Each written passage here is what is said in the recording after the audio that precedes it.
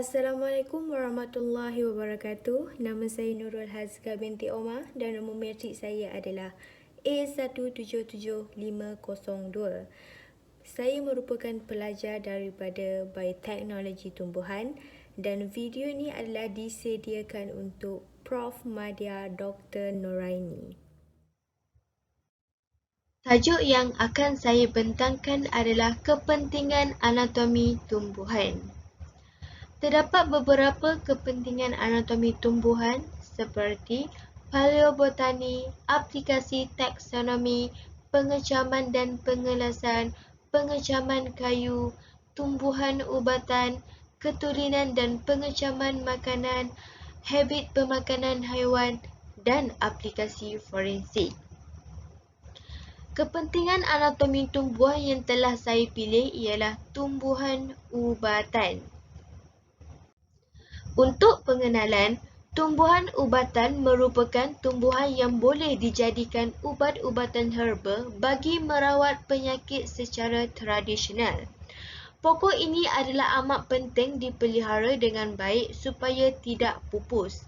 Bahagian-bahagian yang sering digunakan termasuklah akar, batang, bunga, pucuk dan daun. Bahagian-bahagian ini biasanya direbus dan diminum airnya. Terdapat juga bahagian tumbuhan yang diasah dan disapukan airnya kepada bahagian yang sakit. Setiap tumbuhan yang berbeza akan mempunyai khasiat yang berbeza dan ada juga yang boleh memudaratkan kesihatan. Setiap ubatan yang dihasilkan daripada tumbuhan mestilah disediakan dan diambil dengan cara dan sukatan yang betul. Selain itu, kita masuk kepada bahagian jenis-jenis tumbuhan ubatan. Pertama adalah tongkat ali ataupun nama saintifiknya merupakan Eurysoma longifolia Jack. Tongkat ali terkenal kerana mempunyai kesan penggalak seks.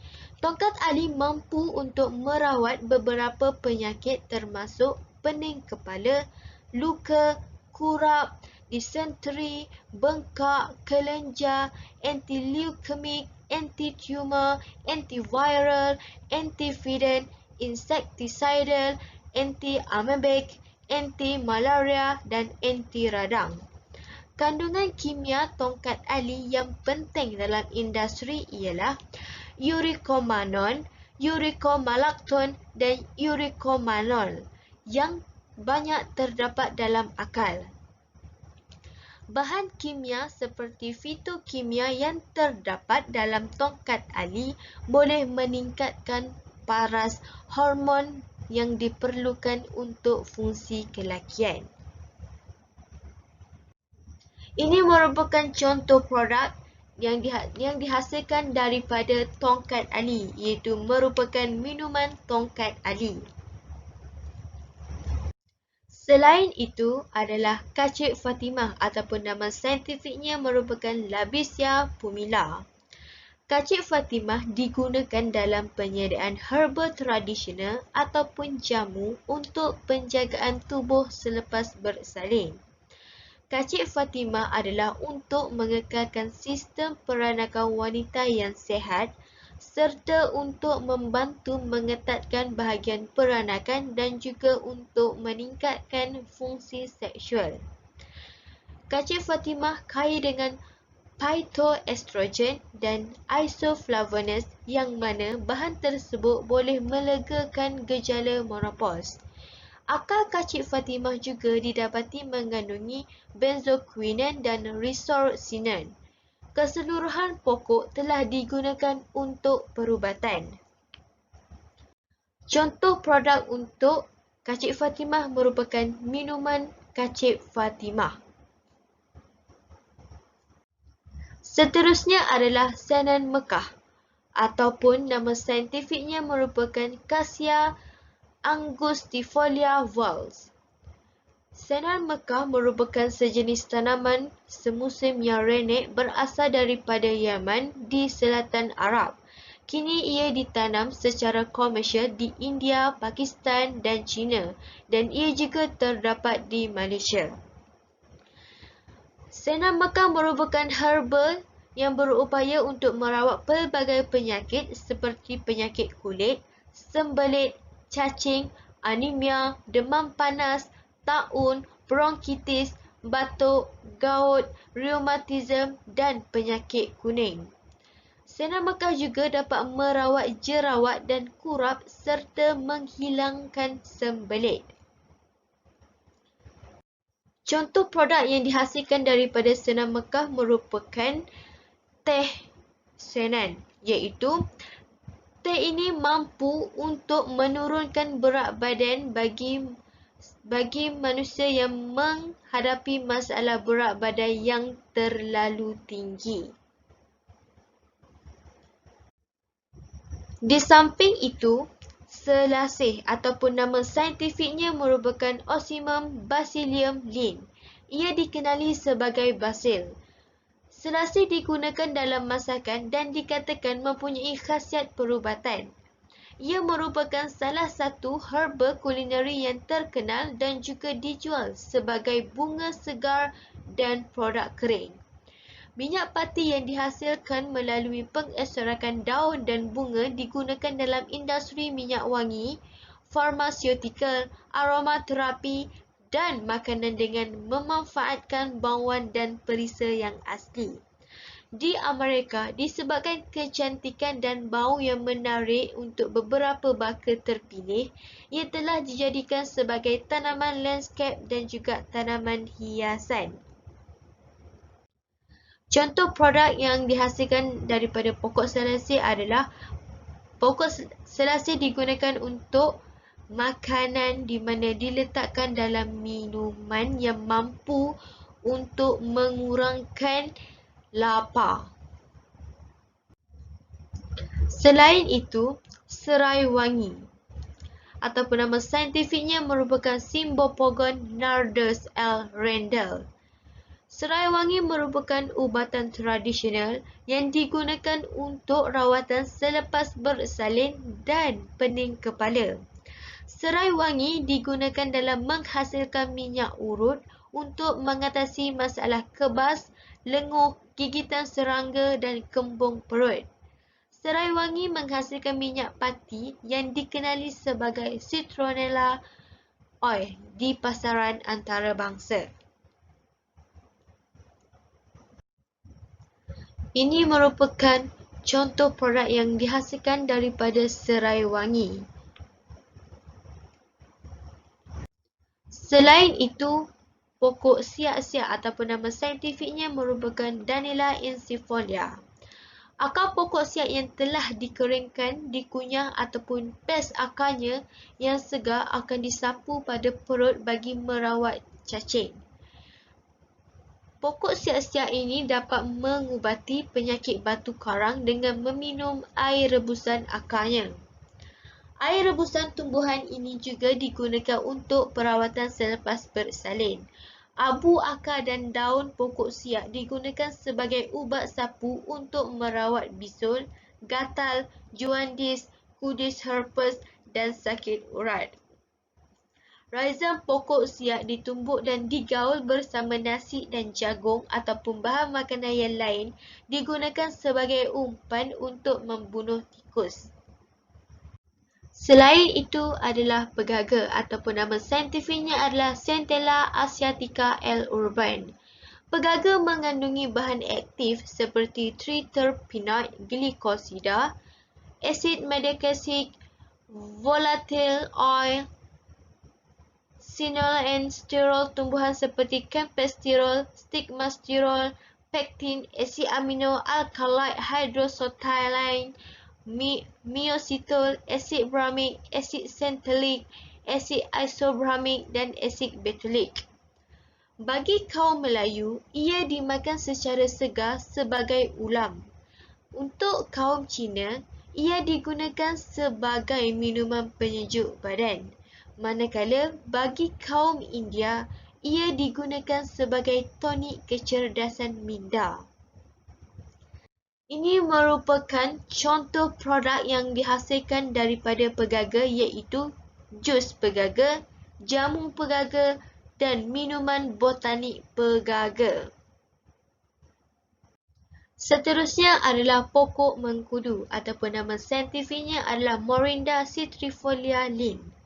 Pokok mengkudu ini mampu untuk merawat penyakit kanser, kencing manis, darah tinggi, tulang, jantung, kemurungan, pernafasan, penghadaman dan buah pinggang. Pokok mengkudu juga boleh dibangunkan ke produk kumpulan makanan seperti makanan kesihatan ataupun tambahan, tonik, minuman dan perubatan tradisional dan barangan bukan makanan seperti kosmetik, penjagaan ataupun kesihatan diri dan biopestiside.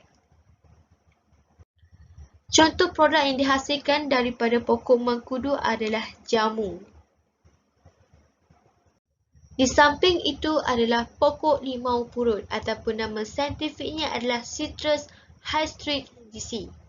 Daun limau purut banyak digunakan dalam masakan seperti tom yum kerana bau dan rasa yang unik. Ia selalu digunakan sebagai ramuan ubatan dan juga bahan untuk mandi wap. Pokok limau purut juga sebagai penggalak anti-tumor ataupun pencegah kanser. Limau purut juga boleh digunakan untuk mencuci rambut dan mulut serta boleh membunuh pacat. Ekstrak minyak patinya yang boleh digunakan sebagai aromaterapi, nutraceutika dan produk penjagaan diri. Limau purut juga berupaya untuk merawat luka, lebam dan gigitan serangga berbisa serta merangsang perjalanan darah. Ini merupakan contoh produk yang dihasilkan daripada pokok limau purut iaitu sabun dan juga shampoo. Kemudian adalah pokok teh ataupun nama saintifiknya adalah Camellia sinensis. Terdapat beberapa kebaikan pokok teh. Yang pertama adalah teh dapat melambatkan proses penuaan. Kerana teh kaya dengan antioksidan yang mampu untuk menghalang tubuh badan daripada penuaan. Teh juga dapat mengurangkan risiko serangan jantung dan strok. Menurut kajian yang telah dibuat, sesiapa yang minum teh hijau 1 hingga 3 cawan setiap hari, ia dapat mengurangkan risiko serangan jantung dan strok sebanyak kurang daripada 35%. Seterusnya adalah teh juga dapat menguatkan tulang, di mana teh moringa asal daripada Asia Selatan. Dia kaya dengan kalsium, zat besi, vitamin A dan K. Teh juga dapat meningkatkan sistem imunisasi, di mana ia boleh melawan penyakit kerana teh basil mengandungi khasiat seperti antibakteria, antikulat dan juga anti radang. Ini merupakan contoh produk teh iaitu teh digunakan untuk membuat minuman. Seterusnya adalah pokok kadok ataupun nama saintifiknya adalah Piper sarmentosum. Daun kadok mengandungi antioksidan naringenin. Daun kadok digunakan dengan cara meminum jusnya untuk melegakan gejala malaria dan berkesan untuk merawat demam, batuk, asma, seksema, reumatisme, keradangan pleura iaitu lapisan paru-paru yang menyebabkan rasa sakit di dada yang berhubung dengan selaput dada dan sakit tulang belakang. Keseluruhan tumbuhan ini boleh digunakan untuk merawat demam, membantu penghadaman dan untuk melegakan kesakitan otot. Akar daun kadok adalah ubat berkesan untuk batuk, asma, keradangan pleura, lapisan paru-paru dan kulat pada kulit jari kaki. Air rebusan dari keseluruhan tumbuhan juga digunakan secara tradisional untuk merawat pesakit kencing manis. Contoh produk yang dapat dihasilkan daripada pokok kadok ialah daun kadok boleh menghasilkan kerepek dan juga kerabu. Akhir sekali adalah pokok kayu manis ataupun nama saintifiknya adalah Cinnamomum zeylanicum. Pokok kayu manis yang mempunyai kualiti anti radang yang boleh mengurangkan kesakitan sendi dan otot, terutamanya sakit sendi yang berkaitan dengan artritis. Pesakit kencing manis harus tahu bahawa dos harian yang disyorkan dari rempah ini boleh membantu untuk mengawal gula dalam darah. Kayu manis juga boleh memberi manfaat kepada kesihatan jantung dengan memperbaiki peredarannya. Ramai wanita menggunakan dos harian kayu manis untuk melegakan ketidakselesaan berkaitan dengan kitaran haid mereka. Kayu manis juga boleh memperbaiki kesihatan, penghadaman dan melegakan ketidakselesaan perut. Jika anda mempunyai kesesakan hidung atau perut, kayu manis boleh membantu bagi melegakan keadaan ini. Contoh produk yang telah dihasilkan daripada pokok kayu manis adalah ia dapat menghasilkan jamu dan jus dan juga minuman. Seterusnya adalah kita masuk bahagian ubatan herba yang terdapat di Malaysia terkini. Berikut merupakan keratan akhbar dan web yang menunjukkan pelbagai jenis produk yang telah dikeluarkan berasaskan daripada tumbuhan ubatan, di mana ia dapat membantu dalam mencegah dan merawat penyakit yang dialami oleh manusia. Seperti yang anda boleh lihat di skrin ini merupakan keratan akhbar yang telah menyatakan bahawa khasiat daun belalai gajah di mana boleh memberi khasiat kepada manusia. Dan frame juga menganjurkan pameran herba. Seterusnya adalah di sini kita dapat lihat daripada akhbar ini menunjukkan herba membantu dalam membaiki sel hati dan produk herba bakal dikomersialkan Mycos temui penawar kanser. Seterusnya adalah ini merupakan pengasas produk yang berasaskan tumbuhan herba dan untuk akhbar sebelahnya merupakan produk herba petani 45 tahun di pasaran.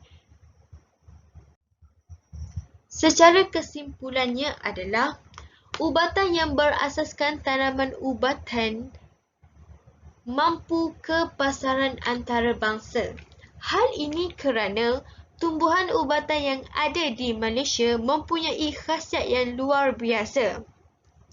Kadang-kadang tumbuhan ubatan yang terdapat di Malaysia tidak terdapat di negara lain. Oleh itu, apabila produk berasaskan tumbuhan herba di Malaysia dihasilkan, ia mendapat perhatian yang sangat luar biasa bagi masyarakat di luar negara. Oleh itu, ubatan ini mampu ke pasaran antarabangsa.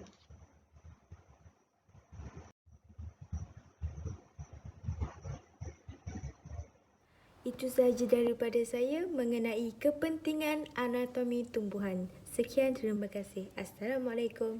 Bye.